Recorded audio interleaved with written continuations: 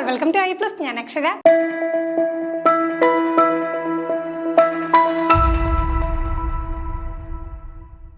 Category 3 English question discussion section ആണ് നമ്മൾ ചെയ്തുകൊണ്ടിരുന്നത്. ബാക്കി ചോദ്യങ്ങൾ നമുക്ക് ഡിസ്കസ് ചെയ്യാം. The novel written during the COVID-19 lockdown that won the 2024 Booker Prize. Recent ആയിട്ടുള്ള ഒരു ചോദ്യമാണ്. 2024 കോവിഡ് ടൈമിൽ എഴുതപ്പെട്ടിട്ടുള്ള ഒരു വർക്കിന് എന്ത് ചെയ്തു? ബുക്കർ പ്രൈസ് കിട്ടിയിട്ടുണ്ട്. ഏതാണ് work? Orbital, the sentence, companion piece, all that's left in the world. അപ്പോൾ ഏതാണ് ആ വർക്ക്? സമന്ത ഹാർവിയുടെ ഓർബിറ്റൽ എന്നുള്ള വർക്കാണ് കോവിഡ് പാൻഡമിക് ടൈമിൽ എഴുതി 2024 ബുക്കർ പ്രൈസിന് അർഹമായിട്ടുള്ളത്. അടുത്ത ചോദ്യം, following what is wrongly spelled. സ്ഥിരം ചോദിക്കുന്ന ചോദ്യമാണ്. 4 വാക്കുകൾ തരും. അതിലൊരെണ്ണം എന്താണ്? സ്പെല്ലിങ് തെറ്റിച്ചായിരിക്കും. അപ്പോൾ നമ്മൾ അത്യാവശ്യം ഒരു വൊക്കാബുലറി കയ്യിലുള്ള ആളുകളാണെങ്കിൽ തീർച്ചയായിട്ടും ഉത്തരം കണ്ടുപിടിക്കാൻ പറ്റും. അത്ര ബുദ്ധിമുട്ടുള്ള ഒരു ചോദ്യം ആയിരുന്നില്ല. ഇവിടെ ഏതാണ്? ഇവിടെ നമുക്ക് എംബാരസ്, അവിടെയാണ് ഒരു 6 മിസ്സിംഗ് ആയിരുന്നു. അതാണ് അവിടുത്തെ മിസ്റ്റേക്ക്. അടുത്ത ചോദ്യം, following plays a critique of the American dream. American ഡ്രീമിനെ ക്രിട്ടിസൈസ് ചെയ്തിട്ടുണ്ട് എഴുതിയിട്ടുള്ള നോവൽ ഈ കൂട്ടത്തിൽ ഏതാണ്? The zoo story, cat on a hot tin roof, all my sons, death of a salesman. അപ്പം നമുക്ക് ഈ കൂട്ടത്തിൽ വളരെ പോപ്പുലർ ആയിട്ടുള്ള ഒരു നോവലാണ് ഉള്ളത്. അത് തന്നെയാണ് അമേരിക്കൻ ഡ്രീമിനെ ക്രിട്ടിസൈസ് ചെയ്തുകൊണ്ട് എഴുതിയിട്ടുള്ളത്. ആദർ മില്ലറിൻ്റെ ഡെത്ത് ഓഫ് എ സെയിൽസ്മാൻ ആണ് അമേരിക്കൻ ഡ്രീം എന്നുള്ള ആ ഒരു അമേരിക്കൻ ഡ്രീം കൺസെപ്റ്റിൽ ഒരുപാട് നോവൽസ് വന്നിട്ടുണ്ട്. അതിനെ ക്രിട്ടിസൈസ് ചെയ്ത് ആ ഒരു കൺസെപ്റ്റിനെ ക്രിട്ടിസൈസ് ചെയ്ത് എഴുതിയിട്ടുള്ള ഇമ്പോർട്ടൻറ്റ് വർക്ക് ഈ കൂട്ടത്തിൽ ഏതാണ്? Death of a salesman by Arthur Miller. അടുത്ത ചോദ്യം, dissertation upon roast pigs and essay by. അപ്പോൾ നമുക്ക് എസ്സേയിൽ നിന്നുള്ളൊരു ചോദ്യമാണ്. മിക്കവാറും ഒക്കെ യൂണിവേഴ്സിറ്റികളിൽ പഠിക്കാനായിട്ട് പ്രിസ്ക്രൈബ് ചെയ്തിട്ടുള്ള ഒരു വർക്കാണ്. അപ്പോൾ ഈ വർക്ക് ഒരിക്കൽ പഠിച്ചവരൊരിക്കലും എന്താണ് റൈറ്ററിനെ മറക്കത്തില്ല. വളരെ ഇമ്പോർട്ടൻ്റ് ആയിട്ടുള്ളൊരു എസ്സേയിസ്റ്റ് ആണ്. ചാൾസ് ലാംബ് ആണ് നമുക്കിവിടെ ആൻസർ വരും. മറ്റേ ഓപ്ഷൻ ചെസ്റ്റർട്ടനും വില്യം ഹാസിൽറ്റും ജോർജ് ഓർവെല്ലും ഒക്കെ നമുക്ക് അറിയാവുന്ന ആളുകളാണ്. പിന്നെ എസ്സേന്ന് കാണുമ്പോൾ തന്നെ നമുക്ക് സ്വാഭാവികമായിട്ടും ചാൾസ് ലാംബിലോട്ട് കണക്റ്റ് ആവാനായിട്ടുള്ള ടെൻഡൻസി ഉണ്ടാകും. ആ ടെൻഡൻസി തോന്നിയവർ തീർച്ചയായിട്ടും ഉത്തരം കറക്റ്റ് ആക്കിയിട്ടുണ്ട്. അടുത്ത ചോദ്യം, waiting for Godot is a tragicomedy. പല തവണയായിട്ട് റിപ്പീറ്റ് ചെയ്ത് വരുന്ന ഒരു വർക്കാണ് വെയിറ്റിംഗ് ഫോർ ഗോദോ. സാമുവൽ ബെക്കറ്റിൻ്റെ ഈ ഒരു വർക്കിൽ നിന്ന് പലപ്പോഴായിട്ട് പല രീതിയിലുള്ള ചോദ്യങ്ങളാണ്. ആരൊക്കെയാണ് കഥാപാത്രങ്ങൾ എന്നൊക്കെയുള്ള രീതിയിൽ ചോദ്യങ്ങൾ വന്നിട്ടുണ്ട്. നമുക്ക് ആ ഒരു വർക്കിൻ്റെ ഒരു സബ് ടൈറ്റിൽ തന്നെ നോക്കിക്കഴിഞ്ഞാൽ ട്രാജി കോമഡി ഇൻ ഡാഷ്, അവിടെ ആ ഒരു കാര്യം ഫില്ല് ചെയ്താൽ മതി. അതെത്താണ്? 1 act 2 act 3 act, no division of facts. നമുക്ക് അതൊരിക്കലെങ്കിലും പഠിച്ചിട്ടുണ്ടെങ്കിൽ ആ വർക്കിനെ കുറിച്ച് കേട്ടുള്ളവർ ഇങ്ങനെ തന്നെയായിരിക്കും പഠിച്ചു വെച്ചിരിക്കുന്നത്. Waiting for Godot, tragicomedy in 2 acts, 2 ആക്ടുകളാണ് ഉള്ളത്. അടുത്ത question, the term archetype was introduced into psychology by. നമുക്ക് ഈ ഒരു ടേം എന്ന് പറഞ്ഞാൽ കുറച്ച് സൈക്കോ അനാലിസിസും ഒക്കെ ആയിട്ട് ബന്ധപ്പെടുത്തിക്കൊണ്ട് നമ്മൾ കേൾക്കുന്ന ടേമാണ്. ലിറ്റററി ബാക്ക്ഗ്രൗണ്ടുമായിട്ടും കണക്ഷൻ ഉണ്ട്. ആർക്കിടൈപ്പ് എന്നുള്ള ഒരു പെർട്ടിക്കുലർ ടേമിനെ സൈക്കോളജിയിൽ ഇൻട്രൊഡ്യൂസ് ചെയ്ത് ആരാണ്? Henry James Sigmund Freud, Carl യങ്, ജെയിംസ് ഹിൽമാൻ. ആരാണ്? കാൾ യങ് ആണ് ഈ ഒരു കൺസെപ്റ്റ് സൈക്കോളജിയിൽ ഇൻട്രൊഡ്യൂസ് ചെയ്തത്. ജങ്ങിൻ്റെ സൈക്കോളജി അനുസരിച്ച് ആർക്കിടൈപ്സ് എന്ന് വെച്ചാൽ എന്താണ്?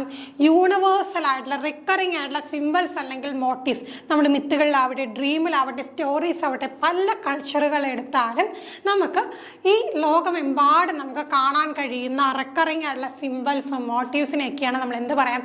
ആർക്കിടൈപ്സ് എന്ന് പറയുക. ആർക്കിടൈപ്സ് എന്ന് പറയുന്നത് നമ്മുടെ കളക്റ്റീവ് അൺകോൺഷ്യസിൻ്റെ ഭാഗമാണെന്നാണ് അദ്ദേഹം പറയുന്നത്. അപ്പോൾ എന്താണ് ഈ പറയുന്നത് വെച്ചാൽ ഒരു പെർട്ടിക്കുലർ, നമ്മളിപ്പോൾ എല്ലാ ഹ്യൂമൻ എടുക്കുമ്പോഴത്തേക്കും ഒരു പെർട്ടിക്കുലർ കമ്മ്യൂണിറ്റിയിൽ വരുന്നു, പല കൾച്ചറിലുള്ളവർ വരുന്നു. അപ്പോൾ അവർക്കെല്ലാം കോമൺ ആയിട്ട് അൺകോൺഷ്യസ് ആയിട്ട് അവരുടെ ഇടയിൽ ഷെയർ ചെയ്യുന്ന ഇൻഹെറിറ്റഡ് ആയിട്ടുള്ള എക്സ്പീരിയൻസുകളുടെ റിസർവോയറാണ് ഈ ആർക്കിടൈപ്സ് എന്നാണ് പറയുന്നത്. കുറച്ച് എലാബറേറ്റ് ആയിട്ടുള്ളൊരു കൺസെപ്റ്റാണ്. അപ്പം ജസ്റ്റ് ബേസിക് ആയിട്ട് ഇത്രയും കാര്യങ്ങൾ അറിഞ്ഞിരിക്കുക.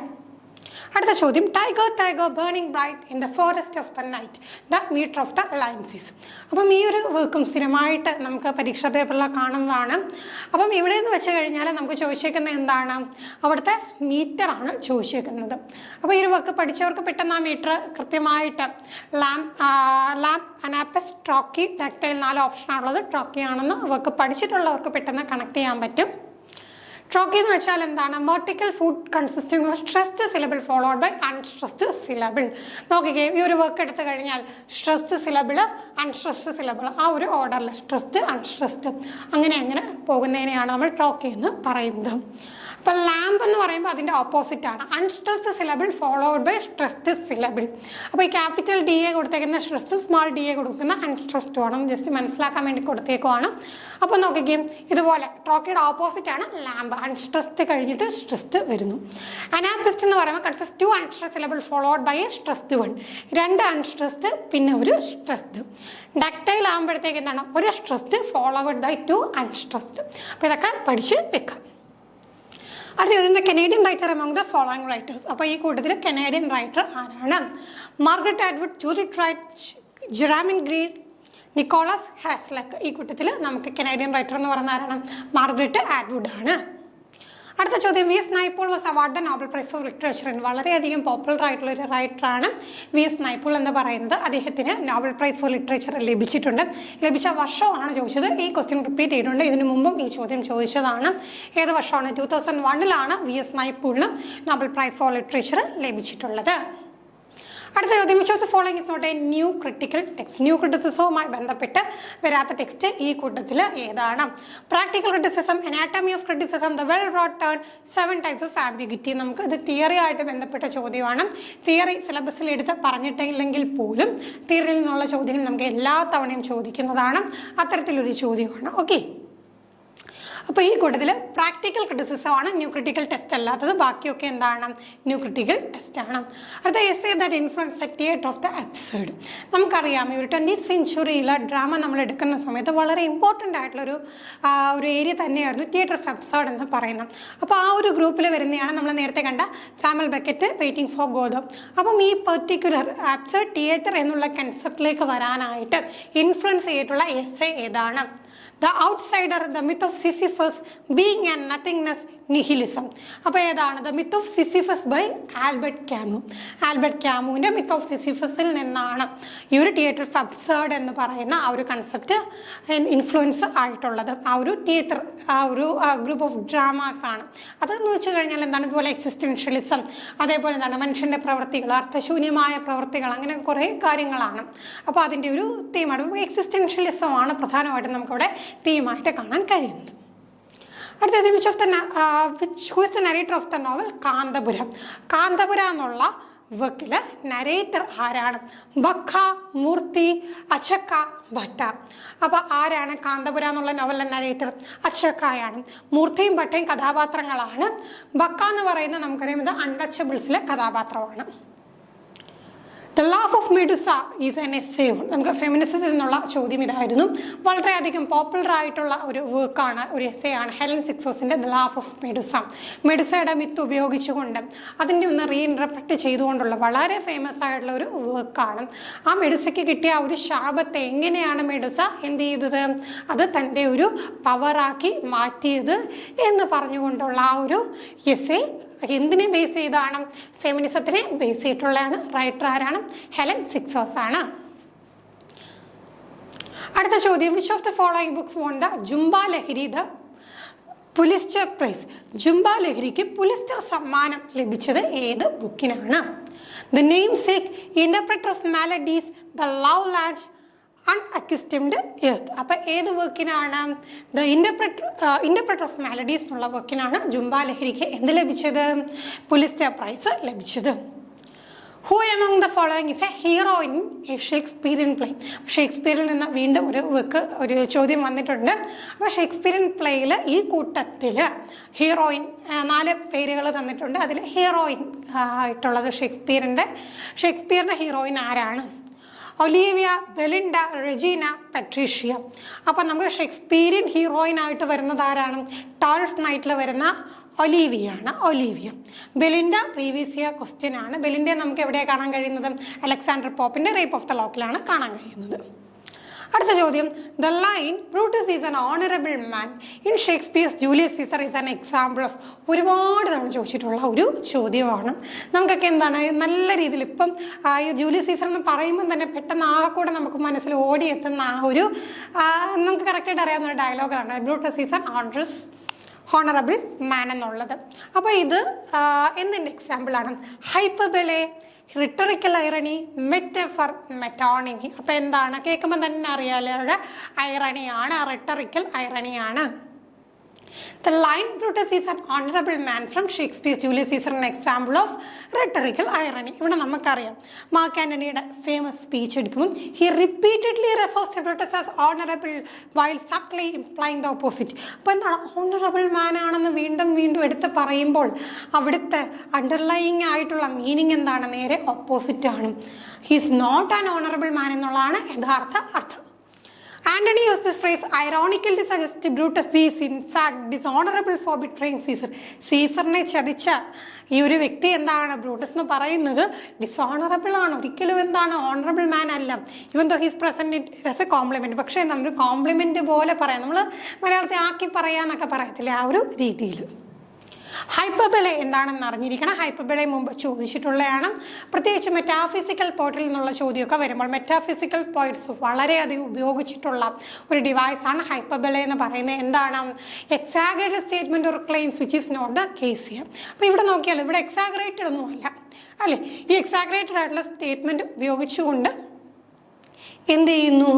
ഈ പറയുന്ന പോയിട്രിയിലൊക്കെ ഉപയോഗിക്കുമ്പോഴത്തേക്കിന് ഹൈപ്പർബലെ എന്ന് പറയുന്നത്. ഇപ്പം നമ്മൾ ജോൺ ഡെൻ്റെ വർക്ക് നോക്കിയാലും ഒക്കെ നമുക്ക് കാണാൻ കഴിയുന്നതാണ്. വളരെയധികം എക്സാഗ്രേറ്റഡ് ആയിട്ടുള്ള, റിയൽ ലൈഫിൽ പോസിബിൾ അല്ലാത്ത എക്സാഗ്രേറ്റഡ് ആയിട്ടുള്ള, ഇപ്പം എന്താണ് 1000 വർഷം നിന്നെ ഇങ്ങനെ നോക്കിയിരിക്കാൻ തോന്നുന്നൊക്കെ പറയുന്നത് എക്സാഗ്രേഷൻ ആണല്ലോ, ഒക്കെ ഹൈപ്പർബലയാണ്.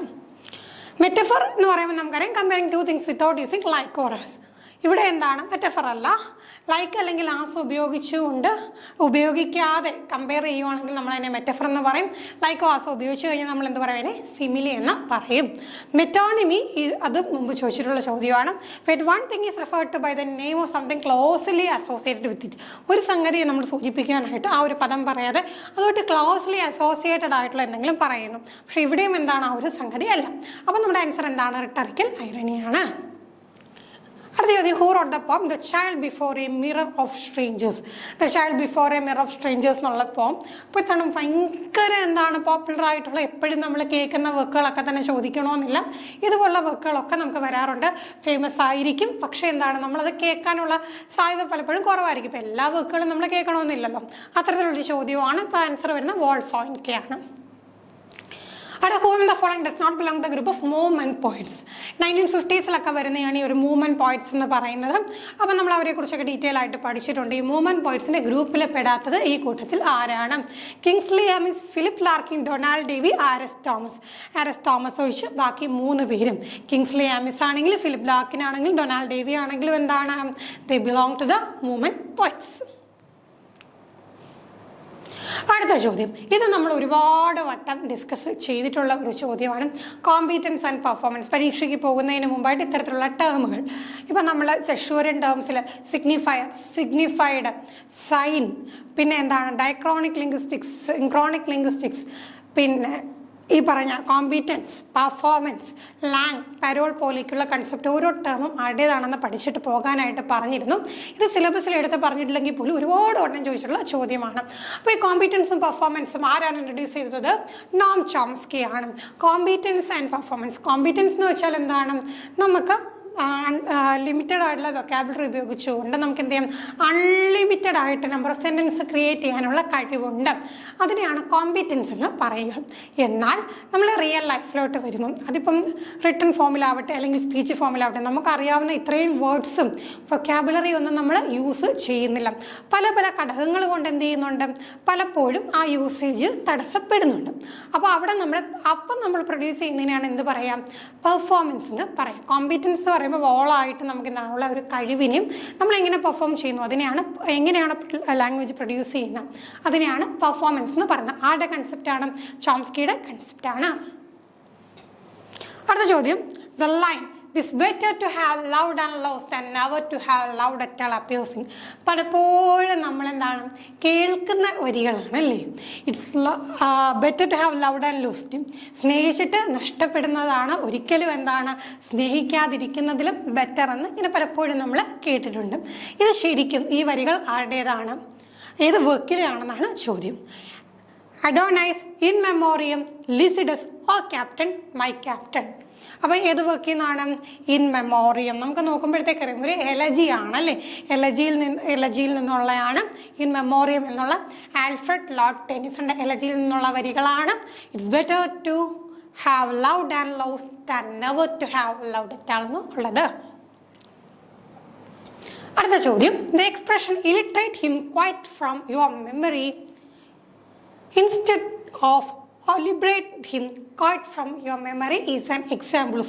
ഈ ചോദ്യം മുമ്പ് ചോദിച്ചിട്ടുണ്ട്, പക്ഷേ ഇങ്ങനെ ആയിരുന്നില്ല, കഥാപാത്രത്തിൻ്റെയൊക്കെ പേര് വെച്ചിട്ടാണ് ചോദിച്ചത്. മിസ്സസ് മാലപ്രോപ്പിൻ്റെ എന്നുള്ള കഥാപാത്രം വെച്ചിട്ട് ഈ ഒരു സംഗതി മുമ്പ് ചോദിച്ചിട്ടുള്ളതാണ്. അപ്പോൾ തന്നെ നിങ്ങൾക്ക് ഉത്തരം കിട്ടിക്കാണും. ഇത് എന്തിൻ്റെ എക്സാമ്പിളാണ്? മാലപ്രോപ്പിസത്തിൻ്റെ എക്സാമ്പിളാണ്. ഇവിടെ എന്താ ചെയ്തത്? Unintentional misuse of a word by confusion with the one that sounds similar. Unintentional ആയിട്ട് എന്ത് സംഭവിക്കുന്നു? ഒരു വേർഡിന് പകരം മറ്റൊരു വേർഡ് പറയുന്നു. അപ്പോൾ എന്ത് സംഭവിക്കുന്നത്? സൗണ്ട് സിമിലർ ആയിരിക്കും. അപ്പോൾ illiterate him quite from your memory എന്ന് പറയുന്ന ഇത് എന്തിനു പകരമാണ്? ഒബ്ലിട്രേറ്റ്. അപ്പോൾ ഇലിട്രേറ്റും ഒബ്ലിട്രേറ്റും തമ്മിൽ എന്ത് ചെയ്തു? തിരിഞ്ഞു പോയി. അപ്പം ആ ഒരു സംഗതിയാണ്. അപ്പോൾ ഇതുപോലെ എന്താണ് എല്ലാം തെറ്റിച്ച് പറയുന്നൊരു കഥാപാത്രമുണ്ട്, മിസ്സിസ് മാലപ്രോപ്പ്. അപ്പോൾ അതിൽ നിന്നാണ് ഈ മാലപ്രോപ്പിസം എന്നുള്ള ആ ഒരു ടേം വന്നിട്ടുള്ളത്. Illiterate is used instead of obliterate, both words sounding similar but have completely different meaning. അപ്പോൾ ഇലിട്രേറ്റും ഒബ്ലിട്രേറ്റും നമ്മൾ എന്താണ് എന്തെങ്കിലും ഡിഫറെൻ്റ് ആയിട്ടുള്ള മീനിങ് ആണ്. അപ്പോൾ സൗണ്ട് ഒരുപോലെ ആയതുകൊണ്ട് എന്ത് ചെയ്യുന്നു?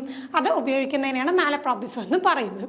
ഇനി സ്പൂണറിസം, ഇത് പലപ്പോഴും തിരിഞ്ഞു പോകാറുണ്ട്. മാലപ്രോപ്പിസവും സ്പൂണറിസവും തമ്മിൽ തിരിഞ്ഞു പോകാറുണ്ട്. അപ്പോൾ കൃത്യമായിട്ട് പഠിച്ചോണം. സ്പൂണറിസം വരുമ്പോൾ എങ്ങനെയാണ്?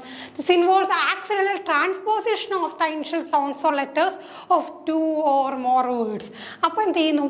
ഇനിഷ്യൽ സൗണ്ട്സ്, തുടക്കത്തിലുള്ള സൗണ്ടുകൾ എന്ത് ചെയ്യുന്നു? അങ്ങോട്ടും ഇങ്ങോട്ടും ചിലപ്പോൾ ഒന്നോ അതിലധികം ലെറ്റേഴ്സൊക്കെ എന്ത് ചെയ്യുന്നു? മാറി തിരിഞ്ഞ് ഉപയോഗിക്കുന്നു. ഇപ്പോൾ ഉദാഹരണത്തിന് a well boiled icicle instead of well oiled bicycle. നോക്കിക്കേ, well boiled icicle, well oiled bicycle. അച്ഛൻ പുറത്തു പോയോ അകത്തുണ്ടോ? അച്ഛൻ അകത്ത് പോയോ പുറത്തുണ്ടോ എന്ന് പറഞ്ഞുകൊണ്ട് കല്യാണരാമൻ സിനിമയിലെ ദിലീപിൻ്റെ ഡയലോഗ് ഉണ്ട്. അപ്പോൾ എന്താണ് അത് ശരിക്കും എന്തിൻ്റെ എക്സാമ്പിളാണ്? ഈ പറഞ്ഞ സ്പൂണറിസമാണ്. അപ്പോൾ ഇതുപോലെ നമുക്ക് എന്താണ് നമ്മുടെ മലയാള സിനിമ എടുത്ത് നോക്കിക്കഴിഞ്ഞാൽ വെർബൽ കോമഡിയുടെ കൂട്ടത്തിലും ഇത്തരത്തിലുള്ള കുറേ സംഗതികൾ നമുക്ക് കാണാൻ കഴിയും. Then palindrome. പാലിയൻഡ്രോം നമ്മൾ സ്ഥിരം കേൾക്കാറുള്ളതാണ്. എന്താണ്?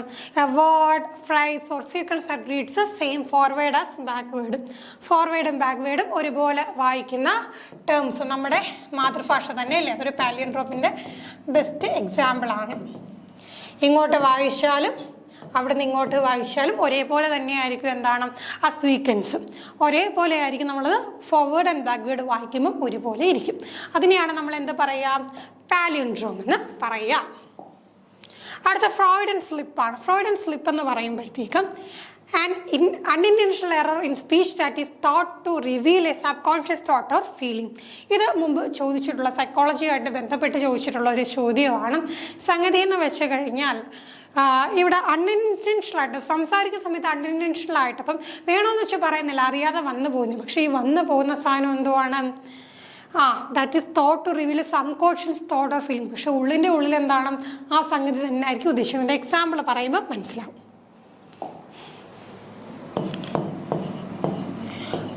You are the best mom എന്ന് പറയാൻ ഉദ്ദേശിച്ച വ്യക്തി you are the beast mom എന്ന് പറഞ്ഞു. അപ്പം നോക്കിക്കേ, അവിടെ പറയാൻ ഉദ്ദേശിച്ചത് ബെസ്റ്റാണ്, പക്ഷെ പറഞ്ഞ എന്താണ്? ബീസ്റ്റ് എന്ന്. പക്ഷെ ഉള്ളിൽ അൺകോൺഷ്യസ് ആയിട്ട് അല്ലെങ്കിൽ സബ് കോൺഷ്യസ് ആയിട്ടുള്ള ഫീലിംഗ് എന്താണ്? ഇവർ ബീസ്റ്റ് ആണ് എന്നുള്ള ചിന്തയാണ്. പക്ഷെ അത് പറഞ്ഞ സമയത്ത് അത് അങ്ങനെ തന്നെ വന്നു. പറയാൻ ഇൻറ്റൻഷനലി പറയാൻ ഉദ്ദേശിച്ചത് ബെസ്റ്റാണ്, പക്ഷെ അൺഇൻറ്റൻഷനലി എന്ത് ചെയ്യുന്നു? ബീസ്റ്റ് എന്ന് പറയുന്നു.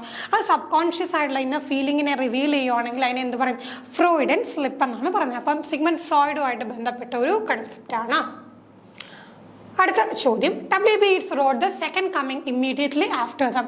ഇതാണ് ഈ ക്രൊണോളജിക്കൽ ഓർഡറിൽ നമ്മൾ പഠിക്കണമെന്ന് പറഞ്ഞു. അപ്പം നമ്മൾ എന്ത് ചെയ്യും? ഈ പഠിച്ചു പോകുന്ന സമയത്ത് തന്നെ റൈറ്റേഴ്സിനെ പഠിക്കുമ്പോൾ അതിൻ്റെ കൂട്ടത്തിൽ ലിറ്റററി ബാക്ക്ഗ്രൗണ്ടിൻ്റെ ഒപ്പം തന്നെ എന്ത് ചെയ്യുന്നു? സോഷ്യോ പൊളിറ്റിക്കൽ ബാക്ക്ഗ്രൗണ്ടും പഠിച്ചു പോകാറുണ്ട്. അപ്പം നമുക്കറിയാം തീർച്ചയായിട്ടും സോഷ്യോ പൊളിറ്റിക്കൽ ബാക്ക്ഗ്രൗണ്ടും ആ കാലഘട്ടത്തിൽ എഴുതപ്പെട്ട വർക്കുകളെ വളരെയധികം ഇൻഫ്ലുവൻസ് ചെയ്തിട്ടുണ്ടെന്ന്. അപ്പോൾ അത്തരത്തിൽ നമുക്ക് ഇൻഫ്ലുവൻസ് കാണാൻ കഴിയുന്നത് ഒരു വർക്ക് തന്നെയാണ് ദ സെക്കൻഡ് കമ്മിങ് എന്ന് പറയുന്നത്. അത് WB യീറ്റ്സ് എപ്പോഴാണ് എഴുതിയത്? അപ്പോൾ ഒരു കാലഘട്ടം എന്ന് പറയുന്നത് എപ്പോഴാണ്? World war 1, world war 2, called വാർ, ഐറിഷ് റെബലിയൻ. അപ്പോൾ ഏത് കാലഘട്ടമാണ്? World war 1. World war 1 immediately world war 1 ശേഷമാണ്, ഒന്നാം ലോക മഹായുദ്ധത്തിന് ശേഷമാണ് WB യീറ്റ്സ് സെക്കൻഡ് കമ്മിങ് എന്നുള്ള വർക്ക് എഴുതുന്നത്. Who is the translator of the second turn? ഇവിടെ എന്താണ് സെക്കൻഡ് ടേൺ? നമുക്കറിയാം ഏതാണ് വർക്ക്? രണ്ടാം ഊഴം. അപ്പം നമുക്ക് ഈ ഒരു media film and translation studies എന്ന് പറഞ്ഞൊരു ടോപ്പിക്കുണ്ട്. വളരെ കുറച്ച് കാര്യങ്ങൾ മാത്രമേ പഠിക്കാനുള്ളൂ ബേസിക്കായിട്ട്. അപ്പോൾ ആ ഒരു ഏരിയയിൽ നിന്ന് ഇത്തരത്തിലുള്ള ചോദ്യങ്ങൾ നമുക്ക് പ്രതീക്ഷിക്കാവുന്നതാണ്. ഫേമസ് ആയിട്ടുള്ള വർക്കുകളൊക്കെ തന്നിട്ട് അത് ട്രാൻസ്ലേറ്റ് ചെയ്തത് ആര് എന്നുള്ള രീതിയിലുള്ള ചോദ്യം വരും. അപ്പോൾ രണ്ടാം ഊഴം അത് സെക്കൻഡ് ടേൺ എന്ന ട്രാൻസ്ലേറ്റ് ചെയ്തത് ആരാണ്? KR Meera, J Devika, PK Ravindranath, K Sachidanandan. അപ്പോൾ ആരാണ്? PK രവീന്ദ്രനാഥാണ് സെക്കൻഡ് ടേൺ എന്നുള്ള വർക്ക്, അതായത് രണ്ടാം ഊഴം എന്നുള്ള വർക്ക് സെക്കൻഡ് ടേൺ എന്ന് പറഞ്ഞ് വിവർത്തനം ചെയ്തിട്ടുള്ളത്. അടുത്തത് primary stress of the word priority falls on. നമ്മൾ ഇതുപോലെ സിലബിൾസ് ഡിവൈഡ് ചെയ്യാനായിട്ട് പഠിച്ചു. അതുപോലെ തന്നെ ചോദിക്കുന്ന മറ്റൊരു ടൈപ്പ് ചോദ്യമാണ് എന്ത്? ഇതുപോലെ അവിടുത്തെ സ്ട്രെസ് കണ്ടുപിടിക്കാനായിട്ട് പ്രൈമറി സ്ട്രെസ് എവിടെയാണ്. അപ്പോൾ നമ്മൾ അതിനെ സിലബിൾസ് ആയിട്ട് ഡിവൈഡ് ചെയ്യും, എന്നിട്ട് എന്തെങ്കിലും പ്രൊനൗൺസ് ചെയ്ത് നോക്കും. പ്രയോറിറ്റി എന്ന് പറയുമ്പോഴത്തേക്ക് ആ ഒരു സെക്കൻഡ് സിലബിളിലാണ് ഓ എന്ന് വരുന്നിടത്താണ് എന്താ അവിടെ ഒരു പ്രൈമറി സ്ട്രെസ്. നമുക്കത് പ്രൊനൗൺസ് ചെയ്ത് നോക്കുമ്പോൾ അറിയാൻ കഴിയും. അടുത്ത ചോദ്യം, Walt Whitman's poem is out of the cradle endlessly dash. ഒരു കവിതയുടെ പേരാണ്, വളരെ ഫേമസ് ആയിട്ടുള്ള ഒരു കവിതയാണ് വാൾ വിറ്റ്മാൻ്റെ out of the cradle endlessly. അത് കംപ്ലീറ്റ് ചെയ്യാനായിട്ട്, കവിതയുടെ പേര് കംപ്ലീറ്റ് ചെയ്യാനായിട്ടാണ്. അത് എപ്പോഴെങ്കിലും ഒക്കെ പഠിച്ചിട്ടുള്ളവരാണെങ്കിൽ പെട്ടെന്ന് തന്നെ ഉത്തരം കിട്ടിക്കാണും. Lashing, roaring, blowing, rocking. എന്താണ് കറക്റ്റ് ആൻസർ വരിക? Out of the cradle endlessly rocking. അടുത്ത ചോദ്യം, the linguist who develop the monitor hypothesis of language acquisition. വളരെ ബേസിക് ആയിട്ടുള്ള ഒരു കൺസെപ്റ്റാണ്. ലാംഗ്വേജ് ലേണിംഗ് ആൻഡ് അക്വിസിഷൻ എന്ന് പറഞ്ഞ് നമ്മുടെ സിലബസിൽ എടുത്തു പറഞ്ഞിട്ടുണ്ട്. ലാംഗ്വേജ് അക്വിസിഷൻ പഠിക്കുമ്പോൾ ഒരിക്കലും നമുക്ക് ഒഴിവാക്കാൻ പറ്റാത്തൊരു തിയറിയാണ് ഈ പറയുന്ന എന്ത്? Monitor hypothesis of language acquisition. അപ്പോൾ അതെന്താണ്? ഇതുപോലെ മോണിറ്റർ ഹൈപ്പോത്തിസിസ് എന്ന് പറഞ്ഞാൽ നമ്മളിപ്പോൾ ഒരു എന്തെങ്കിലും പെർട്ടിക്കുലർ സ്പീച്ച് പ്രൊഡ്യൂസ് ചെയ്യുന്ന സമയത്ത് ഒരു മോണിറ്ററായിട്ട് ആക്ട് ചെയ്യുകയും അതിലെന്താണ് മിസ്റ്റേക്സ് ഇല്ലാതെ നമ്മളത് കറക്റ്റായിട്ട് അവിടെ പ്രൊഡ്യൂസ് ചെയ്യാൻ ശ്രമിക്കുന്നതും ഒക്കെ ആയിട്ട് ബന്ധപ്പെട്ടുള്ള തിയറിയാണ്. അപ്പം ഈ ഒരു തിയറി ആരുടേതാണ്? Stephen Krashen, Vygotsky, Rod Ellis, David Crystal. അപ്പോൾ ആരാണ് മോണിറ്റർ ഹൈപ്പോത്തിസിസ് മുന്നോട്ട് വെച്ചിട്ടുള്ളത്? അവിടെ നമുക്കറിയാം സ്റ്റീഫൻ ക്രീഷനാണ് മോണിറ്റർ ഹൈപ്പോത്തിസിസ് മുന്നോട്ട് വെച്ചിട്ടുള്ളത്. അടുത്ത ചോദ്യം, a work by UR Ananthamurthy. Indian writing in English എന്നുള്ള ചോദ്യമാണ്. വളരെ പോപ്പുലർ ആയിട്ടുള്ള വർക്ക്സ് ആണ് ചോദിച്ചിട്ടുള്ളത്. അത്തരത്തിലുള്ളൊരു ചോദ്യമാണ്. തുഗ്ലക്കാബാദ്, ആനന്ദമാത്, ക്രൈ ദ പീകോക്ക്, സംസ്കാര. അപ്പോൾ ഇതിൽ UR അനന്തമൂർത്തിയുടെ വർക്ക് ഏതാണ്? സംസ്കാരയാണ് UR അനന്തമൂർത്തിയുടെ വർക്ക്. മറ്റ് വർക്കുകൾ നോക്കിയാൽ തുഗ്ലക്കാബാദ് നോക്കിയാൽ പ്ലേ ബൈ ഗിരീഷ് കർണാഡ്. തുഗ്ലക്ക് ആ ഒരു നാടകമാടേതാണ്, ഗിരീഷ് കർണാഡിൻ്റെതാണ്. ആനന്ദമാത് എന്തായിരുന്നു? അതൊരു ബംഗാളി നോവലാണ്. നമുക്കറിയാം ബങ്കിം ചന്ദ്ര ചാറ്റർജിയുടെ ബംഗാളി നോവലാണ് ആനന്ദമാത്. ക്രൈ ദ പീകോക്ക് അനിത ദേശായിയുടെ ഒരു നോവലാണ്. അപ്പോൾ നമുക്ക് നമ്മുടെ കണ്ടന്റ് കൺസെപ്റ്റ് ആൻഡ് ഐഡിയ നമുക്കറിയാലോ 50 ചോദ്യങ്ങളും പെഡഗോജി 30 ചോദ്യങ്ങളുമാണ് ഉള്ളതും. 2 സെക്ഷനിലായിട്ട് നമ്മൾ എന്ത് ചെയ്തു? കണ്ടന്റ് കൺസെപ്റ്റ് ആൻഡ് ഐഡിയാസ് എന്നുള്ള ആ ഒരു കംപ്ലീറ്റ് പാർട്ട് ഡിസ്കസ് ചെയ്തു. അപ്പോൾ അതിൽ നിങ്ങൾക്ക് മനസ്സിലാക്കാൻ കഴിഞ്ഞ കാര്യം എന്താണ്? വളരെ ബേസിക് ആയിട്ടുള്ള ഐഡിയ നമുക്ക് ഉണ്ടായിരിക്കണം. പിന്നെ എല്ലാ ചോദ്യങ്ങളുടെ 50ൽ 50 നമുക്ക് വാങ്ങണം എന്ന് നിർബന്ധം പിടിച്ചിട്ട് കാര്യമില്ല. കാരണം ലിറ്ററേച്ചറാണ്, എവിടെ നിന്ന് വേണമെങ്കിലും ചോദ്യം വരാം. പക്ഷേ ഇതുപോലെ നമ്മൾ എലിമിനേഷനിലൂടെ ഒക്കെ എന്ത് ചെയ്യണം? ആൻസർ കണ്ടെത്തേണ്ടി വരുന്ന ചോദ്യങ്ങളും ഉണ്ടായിരിക്കും. അപ്പോൾ കൃത്യമായിട്ട് ക്രൊണോളജിക്കൽ ഓർഡർ ഫോളോ ചെയ്ത് ഇതുവരെ കേട്ട് എക്സാമിന് പഠിച്ചിട്ടില്ലാത്തവരാണെങ്കിൽ അങ്ങനെ തന്നെ പഠിച്ച് തുടങ്ങാം. ഓൾറെഡി കുറച്ചൊക്കെ പഠിച്ചെത്തിയവരാണെങ്കിൽ ഇനി കറക്റ്റ് എന്ത് ചെയ്യുക? ക്രൊണോളജിക്കൽ ഓർഡർ ഫോളോ ചെയ്ത് തന്നെ കണക്ട് ചെയ്ത് പഠിക്കാൻ ശ്രമിക്കുക. അപ്പോൾ നമുക്ക് കുറേയൊക്കെ ഇപ്പോൾ പറഞ്ഞോളെ നോബൽ പിന്നെ ഈ പറഞ്ഞ പോയറ്റ് ലോറൈറ്റ് കാര്യം തന്നെ. അപ്പോൾ നമുക്കറിയാം ഈ ഒരു കാലഘട്ടം കഴിഞ്ഞാൽ അടുത്ത ഈ ഒരു കാലഘട്ടം. അപ്പോൾ എന്താണ് പ്രത്യേകതകൾ, എങ്ങനെയാണ് അങ്ങനെയൊക്കെ നമുക്ക് കണക്ട് ചെയ്ത് ഇപ്പം പറഞ്ഞ 20th സെഞ്ച്വറി നോവലിൻ്റെ കാര്യം എടുത്താലും അല്ലെങ്കിൽ WB യീറ്റ്സിൻ്റെ വർക്കിൻ്റെ കാര്യം എടുത്താലും ഒക്കെ എന്താണ് നമുക്ക് അങ്ങനെ കണക്ട് ചെയ്ത് ഏകദേശം ഈ കാലഘട്ടത്തിലാണെങ്കിൽ ഇങ്ങനെ ആയിരിക്കും എന്നുള്ള ഒരു ധാരണയിലേക്ക് നമുക്ക് എത്തിച്ചേരാനായിട്ട് സാധിക്കും. അപ്പോൾ അടുത്ത സെക്ഷനിൽ നമുക്ക് പെഡഗോജിയുടെ ചോദ്യങ്ങൾ ഡിസ്കസ് ചെയ്യാം. മറ്റൊരു വീഡിയോയുമായി വീണ്ടും കാണാം. താങ്ക്